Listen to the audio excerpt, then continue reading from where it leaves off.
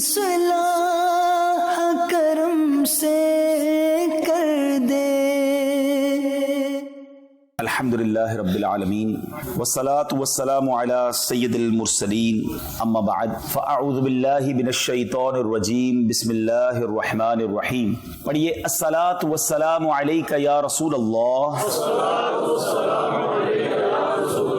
وعلی آلک واصحابک یا حبیب اللہ۔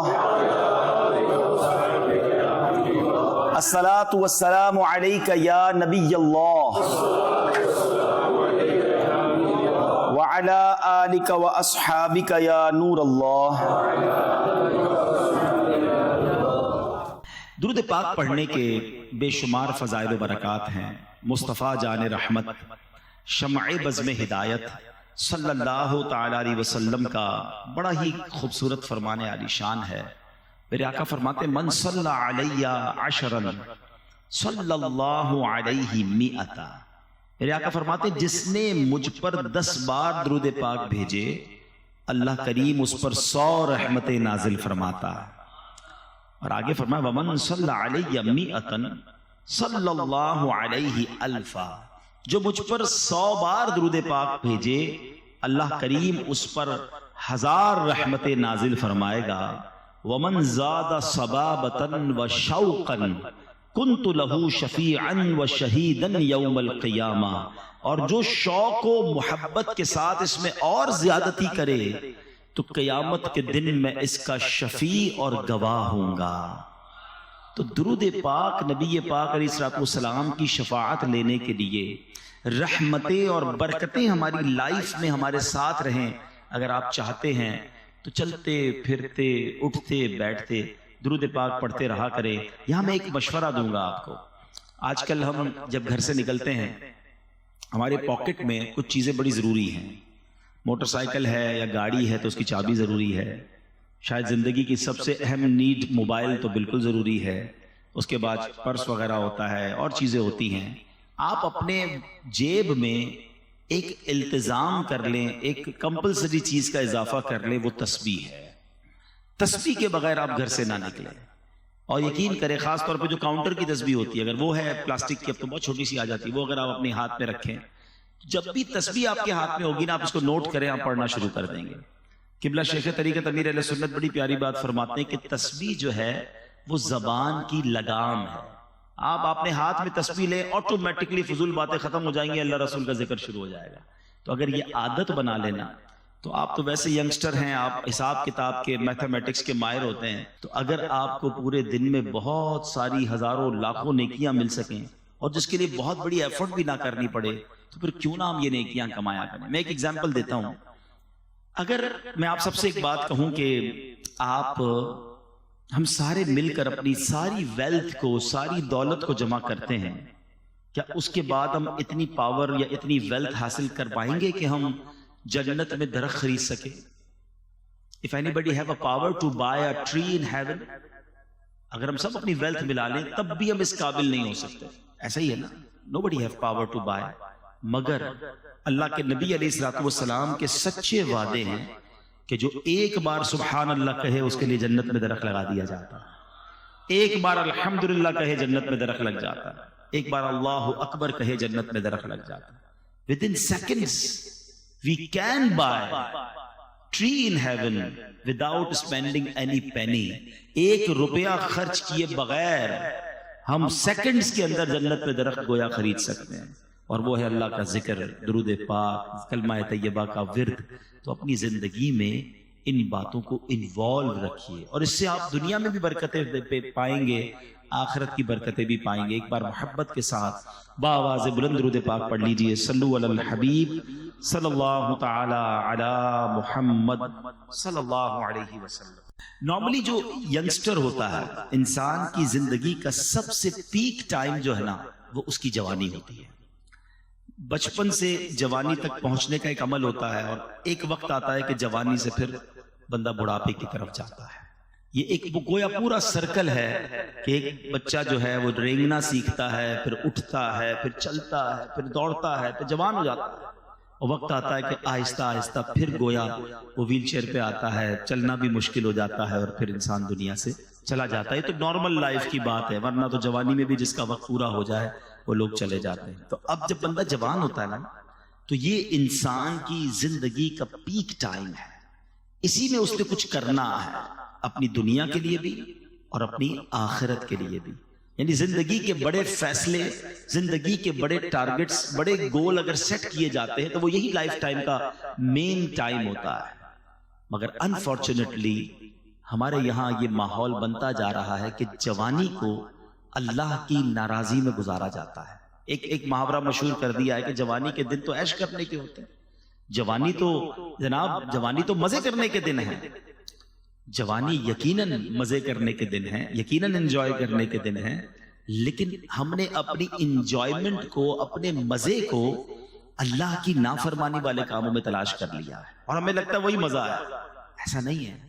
جس کو اللہ کے ذکر کا مزہ مل جائے, جس کو نمازوں کا لطف مل جائے, جس کو تلاوت قرآن کی چاشنی مل جائے, تو وہ واقعی اسے انجوائے کر رہا ہوتا ہے, وہ اپنی زندگی کے حسین دن گزار رہا ہوتا ہے. یقیناً آپ نے اپنی دنیا کے معاملات کو بھی سیٹل ڈاؤن کرنا ہے, لیکن یہاں بھی یہ بات ذہن نشین رہے کہ ہمیں چاہے کاروبار کریں, چاہے جاب کریں, چاہے اسٹڈی کریں, چاہے زندگی کے گول سیٹ کریں, ہم نے سب سے پہلے یہ ریئلائز کرنا ہے کہ کہیں یہ کام اللہ کو ناراض تو نہیں کر دے گا, کیونکہ خالق وہی ہے, مالک وہی ہے. اچھا, جب نوجوان بیٹھتے ہیں تو ایک ڈسکشن کافی ہوتی ہے کہ یار سکسیسفل کون ہے, کامیاب کون ہے, کون لائف کامیاب گزار رہا ہے, کیسی جوانی گزاروں کہ پھر اگلی لائف بڑی آسانی سے گزرے, سکسیسفل لائف کیسے ملے گی. آج میں قرآن پاک کی چند آیتیں آپ کے سامنے پیش کروں گا. یہ کون طے کرے گا کہ کون کامیاب ہے؟ آپ کریں گے, میں کروں گا, یا وہ طے کرے گا جس نے اس کائنات کو بنایا ہے, جس نے مجھے بنایا ہے, جس نے آپ کو بنایا ہے. وہ رب بتائے گا نا کہ کامیاب کون ہے. تو آئیے آج قرآن ہی سے پوچھتے ہیں کہ اے رب کے پیارے کلام, تو ہمیں بتا کہ ہم کامیاب ہونا چاہتے ہیں, ہم سکسیسفل رہنا چاہتے ہیں in the life here and hereafter, زندگی میں بھی اور مرنے کے بعد کی جو زندگی ہے ہم اس میں بھی کامیاب رہنا چاہتے ہیں. کیونکہ کچھ لوگ سمجھتے ہیں پیسے والا کامیاب ہے, کوئی کہتا ہے نہیں جناب طاقت والا کامیاب ہے, کوئی کہتا ہے جو خوبصورت ہے وہ کامیاب ہے, کوئی کہتا ہے جو مشہور ہے وہ کامیاب ہے. ہم انہی ڈسکشنز میں کھو جاتے ہیں. تو سمپل فارمولا یہ ہے کہ قرآن سے ہی پوچھ لیتے ہیں کہ اے خالق و مالک کے کلام, تو ہمیں بتا کہ کون کامیاب ہے. پارہ 18 ہے. میں چاہوں گا آپ سب سے کہ میں تو آج مختصر اس کی قرآن کی چند آیتوں کی تلاوت کروں گا, ترجمہ بتاؤں گا, تفسیر بتاؤں گا, مگر آپ خود بھی گھر جا کے پڑھیے گا, اس کو نوٹ کر لیں. 18 پارے کی صرف شروع کی میں 10-11 آیتیں پڑھوں گا, اور ان 10-11 آیتوں میں اللہ کریم نے ہمیں سب بتا دیا کہ کامیاب کون ہے, کامیاب کون ہے اور کیوں ہے, ان کی اوصاف کیا ہیں, ان کی کیٹیگریز کیا ہیں. اور اس کے بعد رب کریم نے اس کا ریوارڈ بھی بتا دیا. ایک بندہ کہتا نا یار اتنا محنت کروں گا تو ملے گا کیا بھائی, کورس کروا رہے ہو مجھے, آپ اتنا ٹائم میرا اسپینڈ کروا رہے ہو, اینڈ آف دی ڈے مجھے اس کا بینیفٹ کیا ہوگا. اللہ کریم نے کامیاب لوگوں کے اوصاف بھی بیان کیے اور ان کو ملنا کیا ہے وہ بھی بتا دیا ہے. اب اس کی آپ کی مرضی ہے کہ ریوارڈ سامنے رکھ کے ہم کیوں کرتے ہیں مہنگے کورسز, کیوں اتنی پڑھائی کرتے ہیں. نظر آ رہا ہوتا ہے ڈاکٹر بن گیا تو اتنی سیلری ہوگی, انجینئر بن گیا تو اتنی ہوگی, چارٹرڈ اکاؤنٹنٹ بن گیا تو اتنی ہوگی, اور کورسز کر لوں گا, مزید ایک ڈپلوما لے لوں گا تو یہاں یہ میرا فائدہ ہوگا. انسان بینیفٹ پر نظر رکھ کر اسٹرگل کرتا ہے. آج میں آپ کو دنیا کے کسی بندے کی طرف سے یہ نہیں بتا رہا کہ یہ کرو گے تو یہ ملے گا. میں خالق و مالک کے قرآن سے آپ کو بتانے جا رہا ہوں کہ یہ کرو گے تو سنو ملے گا کیا. اب آپ کی مرضی ہے کہ وہ جو ریوارڈ ہے وہ سننے کے بعد اگر اس لائن آف ایکشن کو اپنا لیں تو پھر انشاءاللہ خیر ہی خیر. It's not very difficult. I'm not telling you which one of the biggest or difficult formulas today. Just I recite only 10 آیات in front of you. 10 آیتیں ہیں, سمپل ہے, کوئی مشکل نہیں ہے. اگر واقعی غور کر لیں تو چند باتیں اللہ نے فرمائی ہیں, اس کو پورا کر لیں تو کامیاب ہو جانے ہیں. اور اللہ کے نزدیک جو کامیاب ہوا اصل کامیابی وہی ہے. ایک بات یاد رکھنا, مجھے میرے کولیگز کہیں, مجھے میرے فرینڈز کہیں, میرے رشتہ دار کہیں کہ بڑا کامیاب آدمی ہے, اور اللہ کی بارگاہ میں اگر کامیاب نہیں ہوں, وہ مجھ سے ناراض ہے, تو اس کامیابی کا کوئی فائدہ نہیں ہے. اور جس کو رب فرما دے نا یہ کامیاب ہے, اللہ کے حبیب فرما دے یہ کامیاب ہے. ہمیشہ یاد رکھنا, جس سے رب راضی اس سے سب راضی. ہاں, ہم سب کو راضی کرنے کے لیے بعض اوقات رب کو ناراض کر بیٹھتے ہیں. We have to decide کہ ہمیں اللہ اور اس کے رسول کو راضی کرنا ہے. تو آئیے قرآن کی چند آیتیں ہیں. پارہ 18 ہے سورہ مومنون. قرآن فرماتا ہے بسم اللہ الرحمن الرحیم قد افلح المؤمنون. پہلی آیت اللہ فرماتا ہے بے شک ایمان والے کامیاب ہو گئے. کامیاب کون ہے؟ ایمان والا. اے اللہ تیرا شکر ہم ایمان والے ہیں. کتنی بڑی نعمت ہے ایمان. ہم ایمان والے ہیں. یہ فرسٹ کنڈیشن کو ہم نے اچیو کر لی ہے وداؤٹ اینی ڈیفیکلٹی اور وداؤٹ اینی اس کو آپ کا اسٹرگل. اللہ نے مہربانی کیسی کی کہ ہم کسی کافر کے گھر میں پیدا نہیں ہوئے. آنکھ کھولی تو ماں باپ مسلمان تھے. یہ اللہ کی مہربانی ہے. ہم میں سے کسی نے دعا تھوڑی کی تھی پیدا ہونے سے پہلے یا اللہ جب بھی پیدا کیجیے مسلمان گھرانے میں پیدا کرنا. بغیر مانگے اللہ نے مجھے اور آپ کو مسلمان بنا دیا. کان نے پہلی آواز سنی تو اللہ اکبر سنی. تو قرآن کہتا ہے کامیاب کون ہے؟ بے شک ایمان والے کامیاب ہو گئے. اب آگے ایمان والے کیسے یہ آگے قرآن بتائے گا. ٹھیک ہے. اچھا ایمان کی بات پہلے کر لیتے ہیں. ہمیشہ یاد رکھیں the most precious thing which we have, ہمارے پاس جو کچھ چیزیں ہیں ان میں سب سے قیمتی چیز اگر کچھ ہے تو وہ ایمان ہے. ایمان نہیں تو کچھ بھی نہیں. یہ ہمیشہ یاد رکھیے. آپ جب تک ایمان کی ویلیو کو فیل نہیں کریں گے آپ اس کی سیکیورٹی کی فیل نہیں کریں گے. میں مثال دیتا ہوں. آپ میں سے ہم میں سے کسی کے پاس پرانی موٹر سائیکل ہو جہاں چاہے کھڑی کر دیتا ہے. جب نہیں لیتا ہے تو ذرا دھیان رکھتا ہے لاک بھی لگاتا ہے. گاڑی لے لے تو اور خیال شروع ہو جاتا ہے. زیادہ قیمتی گاڑی ہو تو رات کو اٹھ کے سنا ہے لوگ اپنی گاڑی دیکھ رہے تھے باہر کھڑی ہے یہ کھڑی ہے بہت مہنگی ہے نا.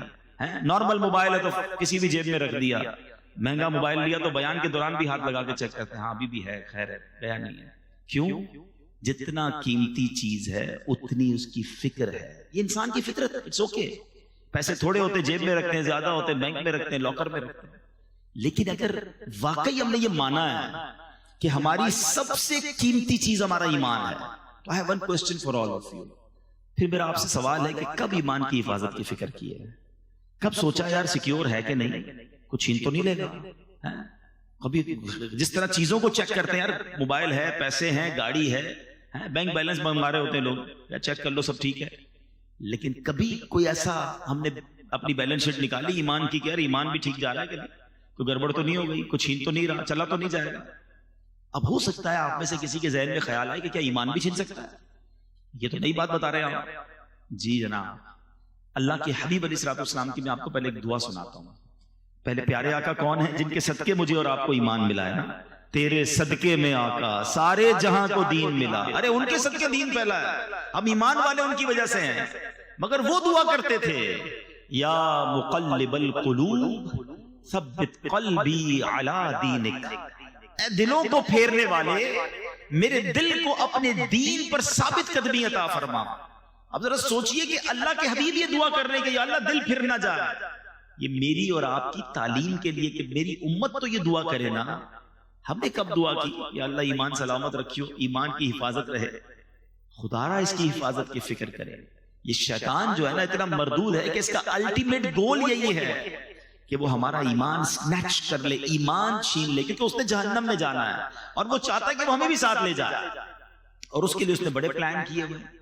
پہلے یاد رکھیے علماء فرماتے ہیں احادیث کا بھی مضمون ہے کہ جب بندہ گناہ کرتا ہے نا اس کے دل پر ایک سیاہ نقطہ پڑ جاتا ہے. دوسرا کرتا ہے پھر تیسرا کرتا ہے پھر اور جب کنٹینیو کرتا رہتا ہے تو ایک وقت آتا ہے اس کا دل سیاہ ہو جاتا ہے. اب اس پر ہدایت کی کوئی بات اثر ہی نہیں کرتی ہے. اور پھر علماء کہتے ہیں جو گناہوں والی کثرت کے ساتھ زندگی گزارتا ہے ڈر ہے کہ مرتے وقت اس کا ایمان جو ہے وہ چھین لیا جائے. ہمیشہ یاد رکھیں. اچھا یہ صرف نبی پاک کا انداز نہیں تھا. بڑے بڑے صحابہ کرام اولیاء کرام مگر ہم میں سے کس نے دعا کی کہ اللہ ایمان سلامت رکھیو قبر میں ایمان لے کر جاؤں. ہم تو کبھی کسی بزرگ سے بھی مل لیں کوئی ہمیں مل بھی جائے دعا کروانے کے لیے تو روزی کے لیے بچوں کے لیے کاروبار کے لیے دعا کروا ایمان کے لیے دعا کیوں نہیں کرتے؟ تو یاد رکھیے سب سے قیمتی چیز وہ ایمان ہے. گانوں میں لطیفوں میں چٹکلوں میں کامیڈی شو میں اب بڑے ایسے کفریہ کلمات آ گئے. میرے ٹاپک نہیں ہے ورنہ میں اسی پر پورا بیان آج کر دوں اور یہ بیان بھی ہونے چاہیے اور یہ بھی ہماری نالج ہونی چاہیے کہ وہ کون سے طریقے ہیں جس سے ایمان سے بندہ خارج ہو جاتا ہے. کفریہ کلمات آج مذاق میں جس کو دیکھو جنت دوزخ فرشتوں رسولوں انبیاء معاذ اللہ مذاق اڑا رہا ہوتا ہے لطیفے سنا رہا ہوتا ہے. بالکل آسان لیا ہوا ہے لوگوں نے. ایسا نہ کیا کرو. ہم مسلمان ہیں اور ہماری باؤنڈری ہے. زبان ہم نے ادب والی رکھنی ہے، ورنہ کہیں ایسا نہ ہو سارا سفر بیکار ہو جائے. جس کا ایمان چلا گیا نا، اس کی نمازیں، روزے، حج، صدقے سب ختم، وینش، نل اینڈ وائڈ. ایمان تو سمجھ لیں پاسپورٹ ہے، پھر جنت کا ویزا لگے گا نا. پاسپورٹ ہی نہیں ہے تو کیسے جائیں گے؟ تو بہرحال پہلی آیت قرآن کی سمجھا رہی ہے قد افلح المؤمنون، بے شک ایمان والے کامیاب ہو گئے. اب آگے چلتے ہیں. اللہ نے ان کی کیٹیگریز بیان کی ہے. الذین هم فی صلاتهم خاشعون. وہ کون ہیں ایمان والے؟ ان کے کام کیا ہیں؟ پہلا وصف اللہ قرآن میں فرماتا ہے جو اپنی نماز میں خشوع و خضوع والے، فوکس کرتے ہیں، نماز کو پراپر پڑھتے ہیں. اب نماز پراپر طریقے سے پڑھنے والے، یہ ایمان والے وہ ہیں جو کامیاب ہیں. بڑی تعداد تو نماز ہی نہیں پڑھتی ہے. خشوع و خضوع تو بات کی بات ہے نا. تو سوچئے قرآن کہتا ہے کہ کامیاب لوگ وہ ہیں جو اپنی نماز کو پراپر طریقے سے وتھ فوکس پڑھتے ہیں. تو ہم نے نماز بھی پڑھنی ہے اور پراپرلی پڑھنی ہے. ایک بزرگ کے بارے میں آتا ہے، ان کے پڑوس میں کوئی بچی تھی. اس نے کہا کہ امی وہ ہمارے برابر میں چھت پر ایک تنا لگا ہوا ہوتا تھا، آج کل وہ نظر نہیں آ رہا، ایک پلر. کہا بیٹا وہ کوئی تنا یا پلر نہیں تھا، برابر میں بزرگ رہتے تھے، وہ روز نماز پڑھتے تھے.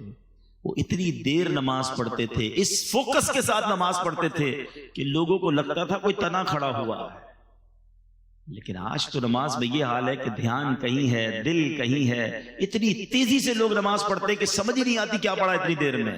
ایک بار نبی پاک علیہ الصلوۃ والسلام کی بارگاہ میں ایک شخص آیا اور اس نے نمازیں ادا کی. نبی پاک نے فرمایا تمہاری نماز ٹھیک نہیں ہوئی ہے، دوبارہ پڑھو. پھر پڑھنے گیا، واپس آیا، پیارے آقا نے کہا تم نے نماز ٹھیک نہیں پڑھی، دوبارہ پڑھو. پھر آیا پیارے آقا نے تیسری بار اس سے کہا دوبارہ پڑھو. کہا حضور مجھے ایسے ہی آتا ہے، میں نے تو سیکھی ایسے ہے. فرمایا یہ وہ نماز نہیں. حدیث کا خلاصہ ہے اطمینان سے رکوع کرو، اطمینان سے سجدہ کرو، اطمینان سے قیام کرو. پیارے آقا علیہ الصلوۃ والسلام نے فرمایا بدترین چور وہ ہے جو نماز کا چور ہے. نماز کو مذاق نہ بنائے. نماز یہ اللہ کی بارگاہ میں حاضری کا وقت ہے.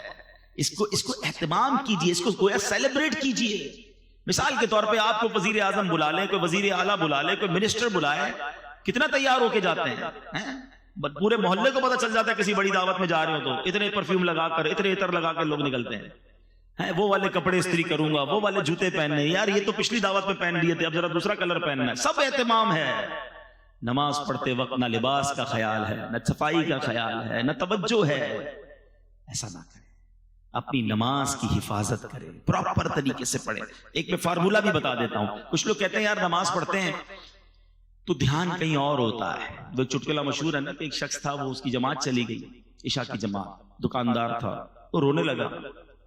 لوگوں نے کہا اب جماعت چلی گئی اس لیے رو رہے ہیں؟ کہتے جماعت چلی گئی اس لیے نہیں رو رہا، روز عشاء کی نماز میں امام صاحب تلاوت کرتے تھے، میں دکان کا حساب کرتا تھا. اب امام صاحب نے نماز تو پڑھا دیا، مجھے خود اپنی نماز بھی پڑھنی پڑے گی، الگ سے حساب بھی کرنا پڑے گا. تو مسئلہ یہ کہ نماز میں سارے خیالات آتے ہیں. اس کی وجہ یہ ہے کہ ہم نماز کے مطلب کو نہیں سمجھتے. اگر نماز میں جو ہم تلاوت کرتے ہیں نا اس کو ترجمے سے پڑھ لینا ایک بار. میں اس کا ایک مشورہ دیتا ہوں جو چاہتے ہیں کہ نماز میں دھیان نہ بٹے. ایک فارمولہ یہ ہے کہ آپ 30واں پارہ قرآن پاک کا 30واں پارہ اور سورہ فاتحہ اس کو پراپر ترجمے اور تفسیر سے 2-3 بار پڑھ لیں. میں آپ کو مشورہ بھی دے دیتا ہوں. تفسیر قرآن صراط الجنان یہ موبائل فون پر بھی موجود ہے، انٹرنیٹ پر اس کی اپلیکیشن بھی موجود ہے، ڈاؤن لوڈ کر لیں، منگوا لیں. 2-3 بار پڑھ لیں 30واں پارہ. آپ یقین کریں آپ کی زندگی مزیدار ہو جائے گی. کیونکہ نارملی امام صاحب 30ویں پارے سے کوئی نہ کوئی سورت تلاوت کر رہے ہوتے ہیں. اب جب وہ سورہ فاتحہ پڑھیں گے نا تو آپ کو پتہ چل جائے گا بات کیا ہو رہی ہے. اب جب وہ آخری پارے کی کوئی آیت تلاوت کریں گے آپ کو اندازہ ہو جائے گا کہ قبر کا ذکر ہے، حشر کا ذکر ہے، نعمتوں کا ذکر ہے، جنتوں کی بات. واللہ میں آپ کو دل کی بات بتاؤں کہ جو قرآن کو سمجھتے ہیں نا، اچھا قاری تلاوت جب کر رہا ہوتا ہے نا تو دل نہیں چاہتا امام صاحب رکوع میں جائیں، جی چاہتا ہے اللہ کی اور باتیں سنائیں. کلام اللہ کو کیا سمجھتے ہو؟ یہ اللہ کا کلام ہے. تو کلام اللہ کو ایک بار ترجمہ تفسیر سے پڑھ لیں، کم از کم ایٹ لیسٹ 30 پارہ پڑھ لیں تو آپ فوکس ہونا نماز میں شروع ہو جائیں گے. آگے چلتے ہیں. 3rd آیت آگے فرمایا والذین هم عن اللغو معرضون. اور وہ جو فضول بات سے منہ پھیرنے والے ہیں. اب یہ سیکنڈ لسٹ بہت لمبی نہیں ہے, آپ کو آج فوکس کر کے بیان سنیں.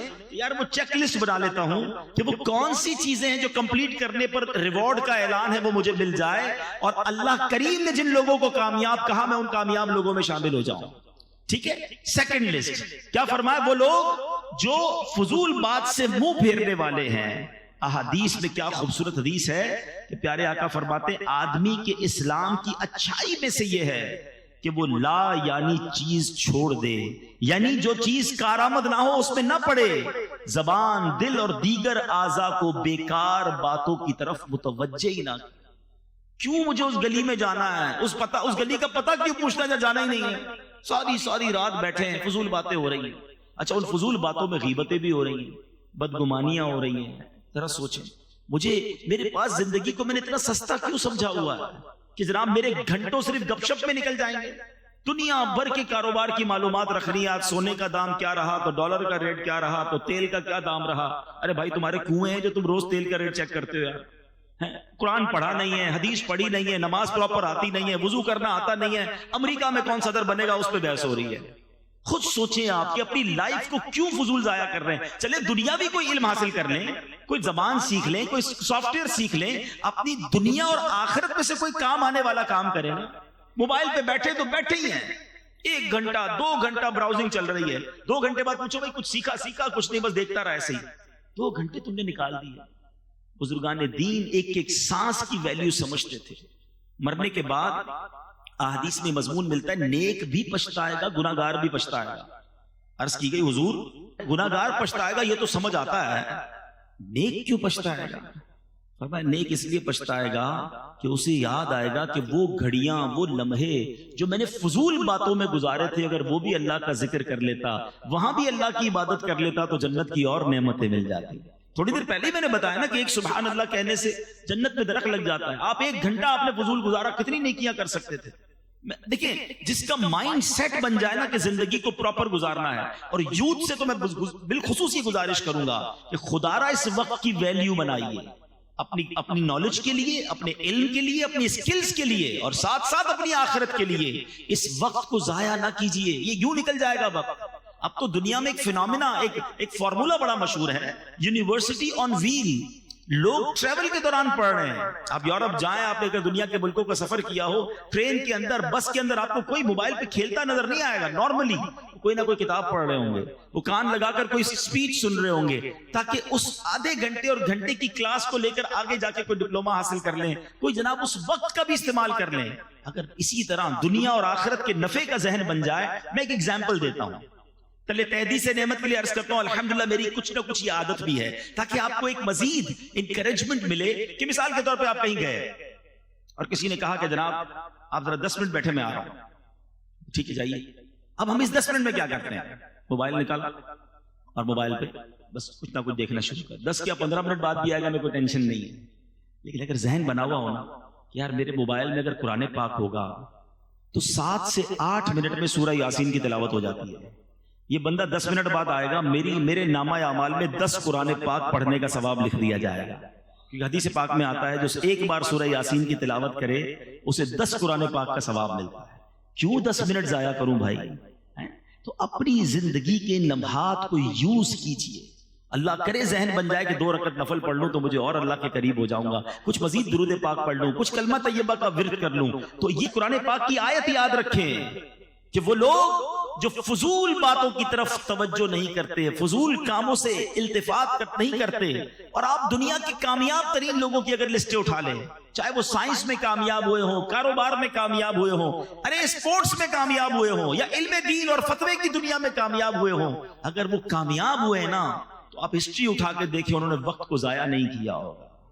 وہ انہوں نے اپنے, ہم سوتے رہے وہ کام کرتے رہے, وہ اس وقت بھی پریکٹس کرتے رہے اور کسی نہ کسی فیلڈ میں کامیاب ہو گئے. ورلڈ ریکارڈ ہولڈر بن جاتے لوگ, دنیا میں ایجاد کرتے ہیں کسی چیز کو.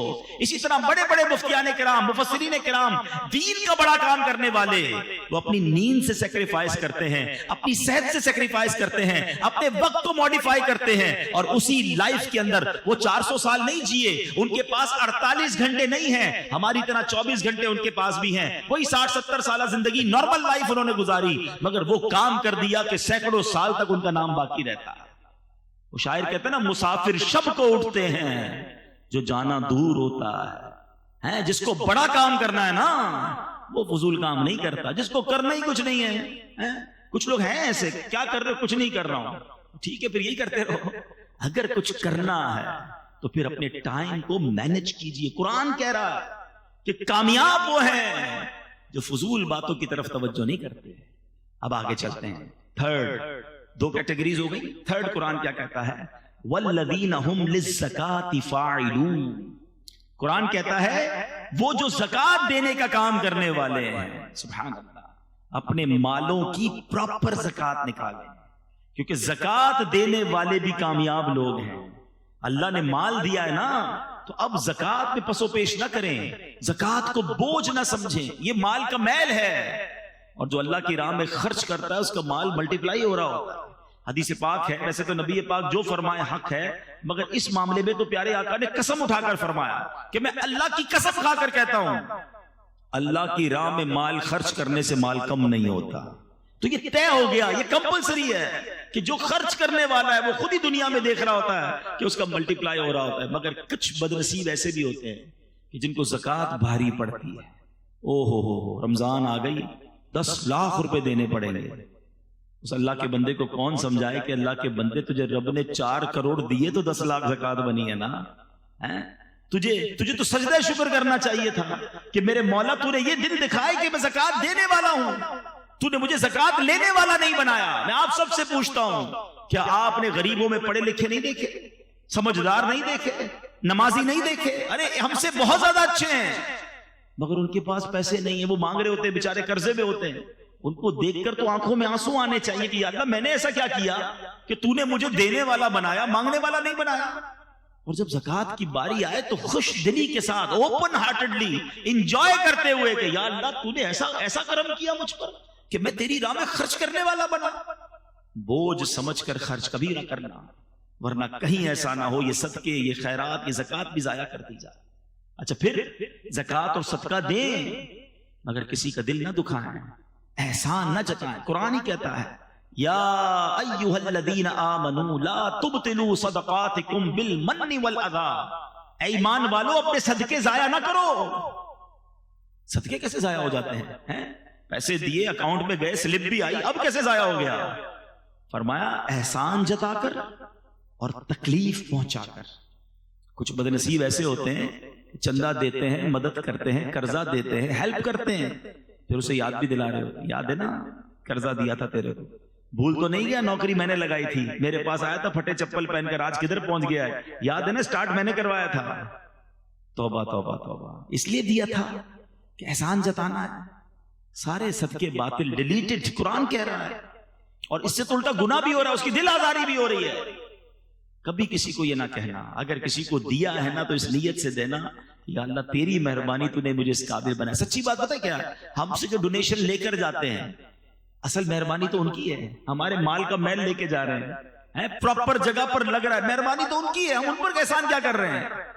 تو کبھی بھی اپنی زکات کو, اپنے ڈونیشن کو اپنے اوپر بوجھ نہ سمجھے, اس کو انجوائے کریں, شکر ادا کریں اور اسے ادا کریں. کیونکہ قرآن جن کامیاب لوگوں کی فہرست بیان کر رہا ہے اس میں ایک کیٹیگری وہ ہے جو زکات ادا کرنے والے ہیں.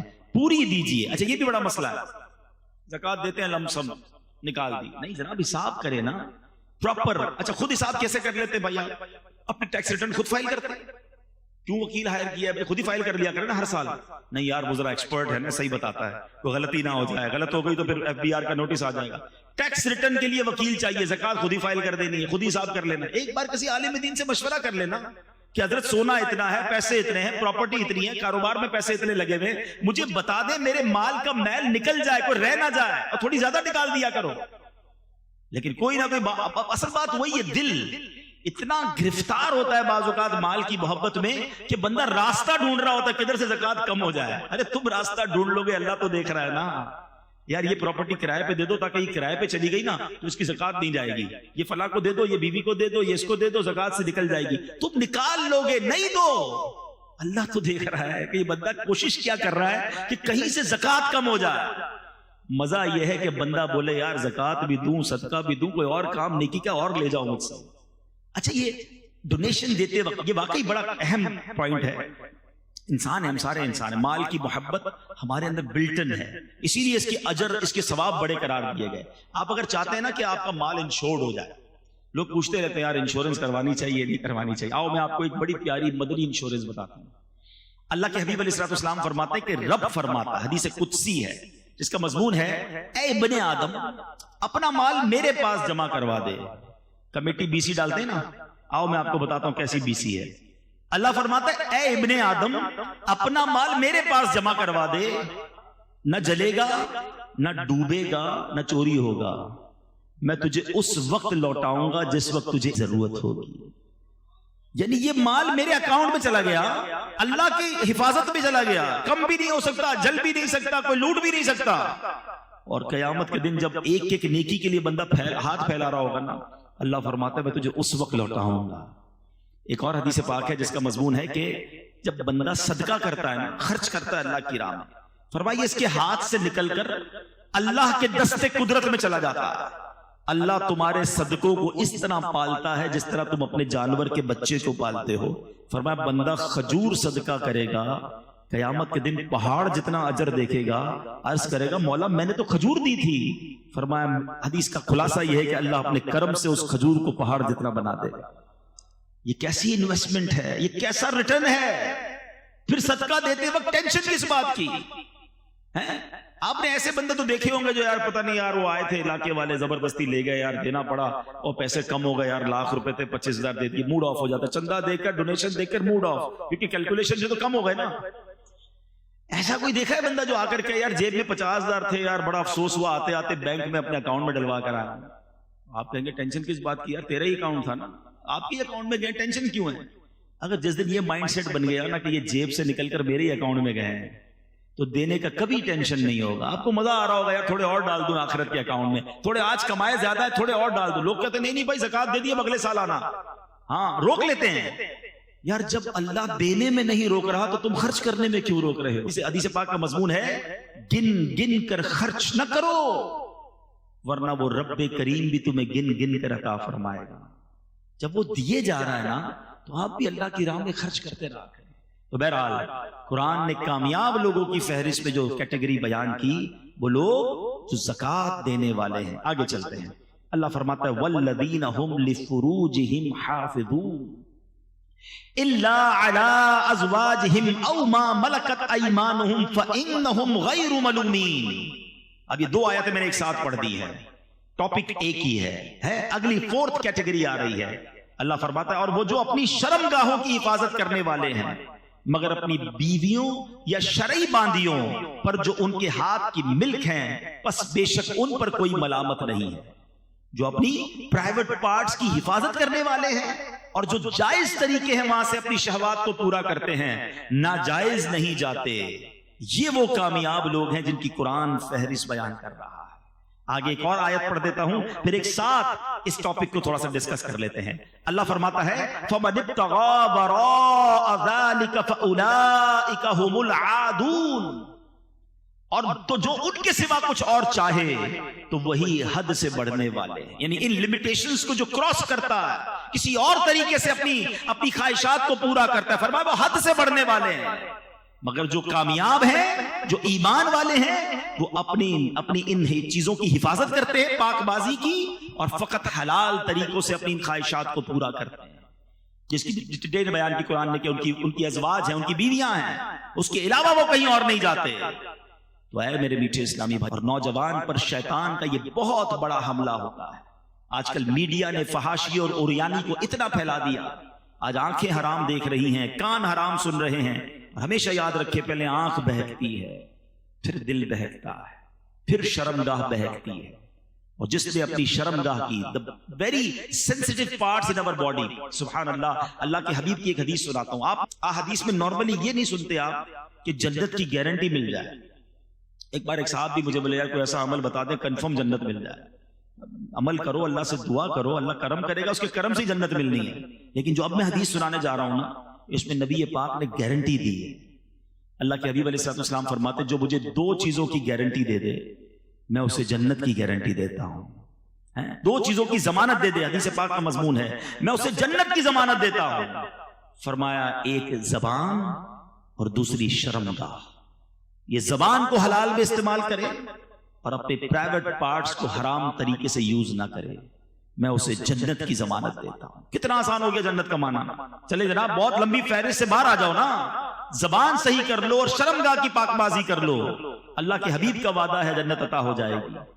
تو اب اس میں حال یہ ہے کہ زبان حرام کرتے تھکتی نہیں. جھوٹ, غیبت, فحاشی, بے حیائی کی باتیں, دل آزاریاں اور شرمگاہ کی حفاظت, اس قدر برائی عام ہو گئی ہے.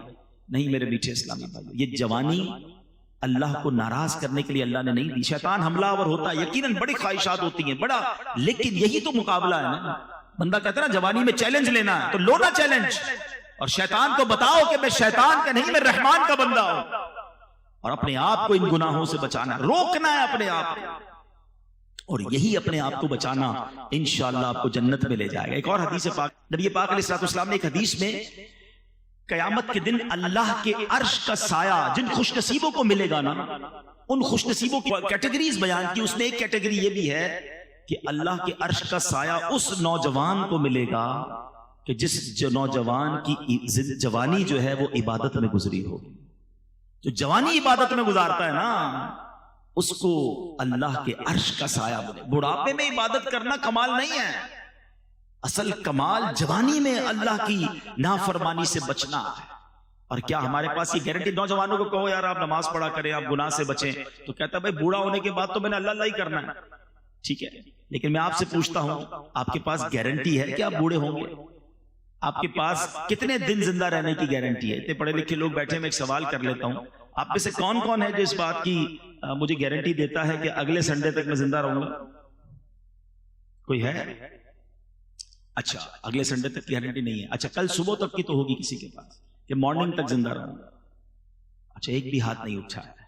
اچھا کسی کے پاس یہ گارنٹی ہے اس ہال سے زندہ باہر جاؤں گا؟ یہ بھی نہیں ہے.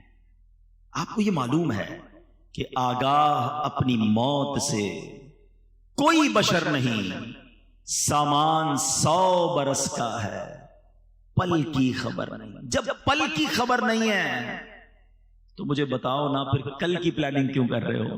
50 سال کے بعد بس اللہ اللہ ہی کرنا ہے, بس تھوڑا انجوائے کر لو لائف کو, شادی وادی ہو جائے, اس کے بعد بس میں نے بالکل نمازیں بن جانا ہے, گناہ چھوڑ دینے ہیں. آپ کے پاس جب صبح کی گارنٹی نہیں ہے تو یہ پلان کیوں لیٹ کر رہے ہو؟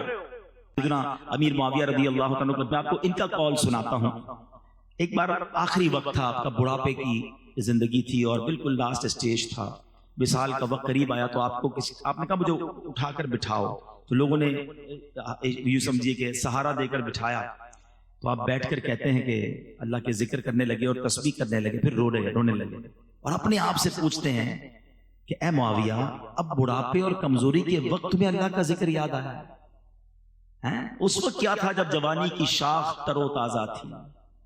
حالانکہ وہ جوانی میں بھی عبادت کرنے والے تھے, مگر پھر بھی اپنے آپ سے کہتے تھے بڑھاپے میں رب یاد آیا. جوانی یہ عبادت اللہ کو بڑی پسند ہے. میں چند آپ کو بہت خوبصورت باتیں بتا دیتا ہوں جو نوجوان ہیں. ایک بزرگ کے بارے میں آتا ہے, بڑا خوبصورت فرمان ہے ان کا.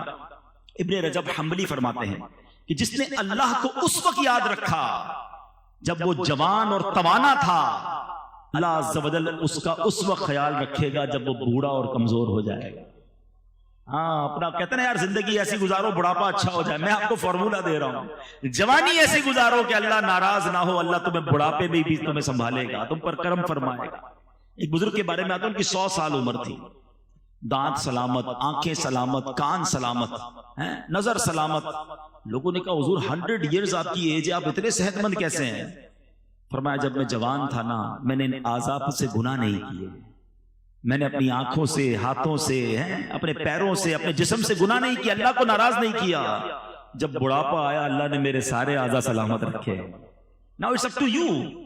آپ کیسے یوز کرنا چاہتے ہیں ان آرگنز کو؟ یہ اللہ نہیں دیے نا، یہ تو طے ہے نا کہ یہ ہاتھ، پیر، زبان، شرمگاہ، آنکھیں، کان، everything whatever I have, سب اللہ نے دیا. جس نے دیا ہے وہ حساب بھی تو لے گا نا. آپ کی مرضی ہے کیسے استعمال کر رہے ہیں. پلیز اب میں آپ کو بڑی کمال کی حدیث سنانے جا رہا ہوں. میں جب بھی اس حدیث کو پڑھتا ہوں آئے ہائے ہائے میں اپنے لیے بھی دعا کرتا ہوں، اللہ کرے مجھے بھی ایسا بنا دے، اللہ کرے یہ سعادت ہمیں مل جائے. 2-3 حدیثیں ہیں. پیارے آقا علیہ الصلوۃ والسلام کا فرمان ہے کہ اللہ تبارک و تعالی اپنی مخلوق میں اس خوبرو نوجوان، وہ خوبصورت جوان کو اللہ تعالیٰ کتنا پسند فرماتا ہے، ذرا سنیے گا. ماشاءاللہ بہت خوبصورت چہرے والے لوگ بیٹھے ہیں. اللہ کریم اپنی مخلوق میں اس خوبرو نوجوان کو سب سے زیادہ پسند فرماتا ہے جس نے اپنی جوانی اور حسن و جمال کو اللہ عز و جل کی عبادت میں صرف کر دیا. اللہ عز و جل فرشتوں کے سامنے اس نوجوان پر فخر فرماتے ہوئے کہتا ہے یہ میرا حقیقی بندہ.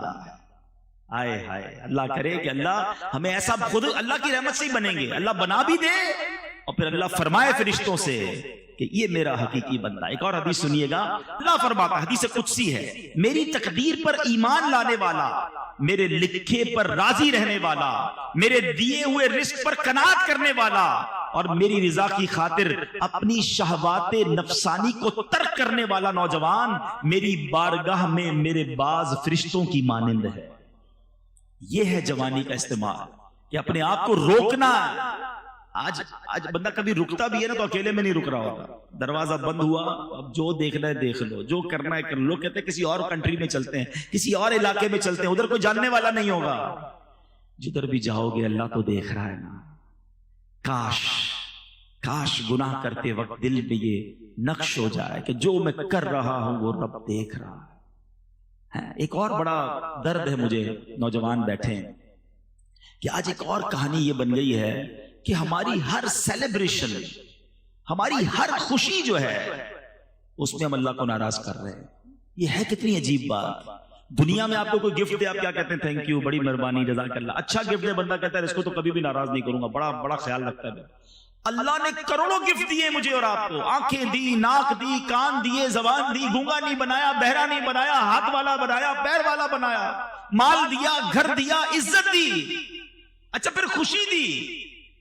جو اللہ خوشی دینے والا ہے، مثال کے طور پر کسی کے یہاں بچہ پیدا ہوا، بچے پیدا ہونے کی خوشی میں پارٹی کریں گے. اس پارٹی میں کیا کریں گے؟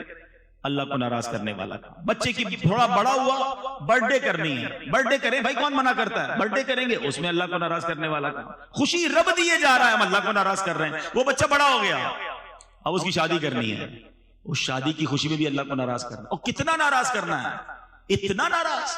کون سا کام ہے جو شادیوں میں آج نہیں ہو رہا؟ حالانکہ پوچھو ان سے کہ جن کے بچوں کی شادیاں نہیں ہوتی ہیں، ماں باپ رو رو کے دعائیں کرتے ہیں اللہ بچوں کی شادی ہو جائے، رشتہ آ جائے. رشتہ آیا اور اللہ کو ناراض کرنا شروع کر دیا. یہ کتنی بڑی بے وقوفی ہے. اللہ نے گھر دیا، گھر کی اوپننگ پارٹی، اس میں اللہ کو ناراض. اللہ نے ایک نیا سال دیا، نیو ایئر پارٹی، پھر اللہ کو ناراض. بندہ بیمار ہو کر صحت یاب ہوتا ہے، کہتا ہے صحت کی خوشی میں پارٹی، پھر اللہ کو ناراض. ارے اللہ کے بندوں تمہیں رب دیے جا رہا ہے اور تم اسے ناراض کیے جا رہے ہو. پھر کہتے ہیں ہماری نعمتیں چلی جاتی ہیں. بچوں کی شادی میں لاکھوں کروڑوں خرچ کیے، تھوڑے عرصے بعد بہو گھر پہ آ گئی یا بیٹی گھر پہ آ گئی، طلاق لے کر رشتہ ٹوٹ گیا، بڑی ناراضگی. اچھا شادی ہو گئی تو ان کے یہاں اولاد نہیں ہو رہی، کیا کرے؟ ارے تم نے اس شادی میں اللہ کو ناراض کتنا کیا تھا، کبھی سوچا؟ یہ کتنی بڑی بے وقوفی ہے کہ میں خوش ہو رہا ہوں. ذرا میرا جملہ سنیے گا، اللہ کرے میری یہ بات آج دل میں اتر جائے. یہ سوشل میڈیا پر بھی لائیو جا رہا ہے. یہ کتنی بڑی بے وقوفی ہے کہ اللہ خوشی دے رہا ہے، میں خوش ہو رہا ہوں، میرے بچے، فیملی، دوست خوش ہو رہے ہیں، اور اس خوشی میں میرا رب ناراض ہو رہا ہے. مجھے بتاؤ نا، یہ عقل مندی ہے؟ ارے آج ایک بات طے کر کے جاؤ کہ میں جب بھی خوشی مناؤں گا ایسے مناؤں گا کہ میرا رب بھی مجھ سے خوش ہو جائے گا. کہ پاسبل ہے نا. بلکہ میں آج یوتھ کو، نوجوان کو ایک پوائنٹ دینا چاہتا ہوں کہ آج آپ ایک نیت کر کے جاؤ کہ یار میری جب بھی شادی ہونی ہے نا، میں نے کم از کم اللہ کو ناراض نہیں کرنا ہے. کیوں؟ آپ کی شادی میں انجوائے کون کرے گا؟ آپ کے دوست، آپ کے رشتہ دار. اچھا آپ کہیں گے یار ہم کوئی رسم نہیں کریں گے تو خاندان والے کیا کہیں گے؟ تم خاندان والوں کو راضی کرنے کے لیے، تم دوستوں کو راضی کرنے کے لیے ایک تو لاکھوں روپے خرچ کرو گے، اس کے بعد اس سب کا وبال جو آئے گا وہ تم میاں بیوی پر آئے گا. اس کپل پر آئے گا کہ ان کی شادی میں یہ ہوا تھا. اینڈ آف دا ڈے اس کی سارے کمپلیکینسز وہ آپ نے بھگت رہے ہیں. تو میں کیوں بھگتوں بھائی؟ اپنے دوستوں کو رشتہ داروں کو راضی کرنے کے لیے میں اور میری بیوی اور آنے والے بچے اس لعنت کو کیوں بھگتے ہیں؟ ہم نے وہی کرنا ہے جو رب کی رضا ہے. آپ کر کے دیکھو پھر اس کی خوشیاں دیکھو, کیونکہ اللہ نے قرآن میں فرمایا ہے لَإِن شَكَرْتُمْ لَأَزِيدَنَّكُمْ, تم میرا شکر ادا کرو میں تمہیں اور عطا کروں گا. آپ خوشی میں شکر ادا کریں نا, نعمتوں کا شکر ادا کریں, صدقہ کریں, خیرات کریں. شادیاں اچھی انداز سے بھی ہوتی ہیں. ایک صاحب مجھے ملے, بہت کمال کی بات کی, کہ جب بھی اپنے کسی بچے کی شادی کرتا ہوں ساتھ 2 غریب بچوں کی شادیاں بھی کر دیتا ہوں.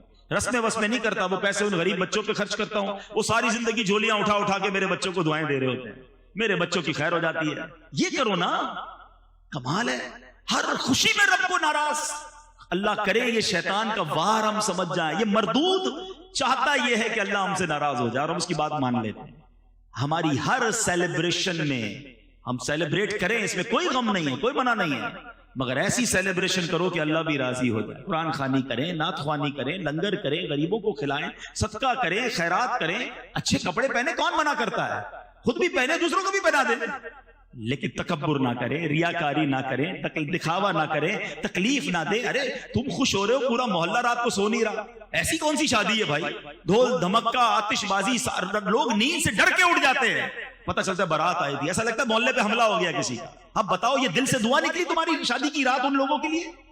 شادی کی رات تم نے ہائے لیے ہیں, لیتے ہیں لوگ, پھر کہتے ہیں یار خوشیاں نہیں مل رہی فیملی میں. تم نے آپ خود سوچے تھے یہ شیطان نے ہم کون سے کام ہم سے کروا رہا ہے؟ تو اللہ کرے کہ دل میں اتر جائے میری بات. تو جوان, تو نوجوان ہے, اس کو اپنے نفس کو بچانا ہے, اپنے آپ کو گناہوں سے بچانا ہے, کیونکہ کامیاب لوگ وہ ہیں جو اپنی شرم گاہ کی حفاظت کرنے والے ہیں. اب قرآن کی جو آیتیں ہیں, جو کیٹیگریز ہیں, وہ اختتام کی طرف ہیں. There is no big list. اب ریوارڈ کی طرف ہم نے آنا ہے, مگر ایک قرآن اور بات فرما رہا ہے وَالَّذِينَ هُمْ لِأَمَانَاتِهِمْ وَعَهْدِهِمْ رَاعُونَ. کامیاب لوگوں کا ایک اور کام کیا ہے؟ فرمایا اور وہ جو اپنی امانتوں اور اپنے وعدے کی رعایت کرنے والے ہیں. امانت رکھواؤ تو پوری واپس لوٹاتے ہیں, وعدہ کرتے ہیں تو پورا کرتے ہیں. آج کل تو ایک عجیب سا جملہ مشہور ہے, وعدہ ہی کیا تو وفا ہو گیا. ارے اللہ کے بندو, مسلمان کا وعدہ سچا ہوتا ہے. قرآن کہہ رہا ہے کہ کامیاب لوگ وعدے کی پاسداری کرنے والے ہیں اور امانت لوٹانے والے ہیں. امانت لے کے بھاگنے والے نہیں ہیں. لیکن اب جو یہ کرنے والے ہیں, پھر آگے قرآن آخری بات, پھر انعام کی طرف آ جائیں گے. آپ کو اگر تھوڑی دہرائی کرنا, نماز خشوع و خضوع سے پڑھنے والے, زکوٰۃ دینے والے, فضول کام کرنے والے نہیں, اپنی شرمگاہ کی حفاظت کرنے والے, اور پانچواں فرمایا امانتوں کی اور وعدوں کی پاسداری کرنے والے. ابھی تک تو 5 ہی آلموسٹ باتیں ہوئی نا, اب 6ٹھی بات آ رہی ہے اور اس کے بعد انعام ہے. قرآن فرماتا ہے وَالَّذِينَ هُمْ عَلَىٰ صَلَوَاتِهِمْ يُحَافِظُونَ. پھر نماز آ گئی. Look at the value of namaz. قرآن کہتا ہے وہ جو اپنی نمازوں کی حفاظت کرتے ہیں. پہلے کہا نماز خشوع و خضوع سے پڑھتے ہیں, اب قرآن کہہ رہا ہے کہ وہ نماز پراپر ٹائم پہ حفاظت کر کے پڑھتے ہیں, نماز ضائع نہیں ہونے دیتے. لوگ کہتے ہیں یار شام کو ساری پڑھ لیتا ہوں, بریک فاسٹ لنچ بھی ڈنر میں کر لیا کرو نا. بریک فاسٹ کے وقت بریک فاسٹ یاد ہے, لنچ کے وقت لنچ یاد ہے, کاروبار کے وقت کاروبار یاد ہے, رات کو ساری نمازیں پڑھنی ہے. ٹائم پہ پڑھنی ہے, حفاظت کرنی ہے نماز کی. اور میں آپ کو صحیح بتاؤں, جس نے اپنی زندگی میں نماز کو پراپر انوالو کر لیا نا, اب اس کی نماز قضا نہیں ہوتی, اس کو الٹا بے چینی شروع ہو جاتی ہے.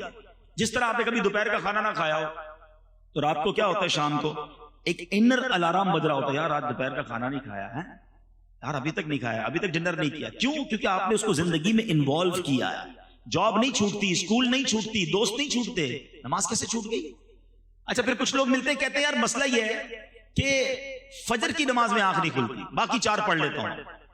میں ان سے ایک سوال کرنا چاہتا ہوں کہ آپ کی کبھی صبح 8 بجے کی فلائٹ ہو وہ چھوٹی ہے؟ کبھی 7 بجے کی ٹرین چھوٹی کہ یار آج آنکھ نہیں کھلی اس لیے ٹرین نکل گئی؟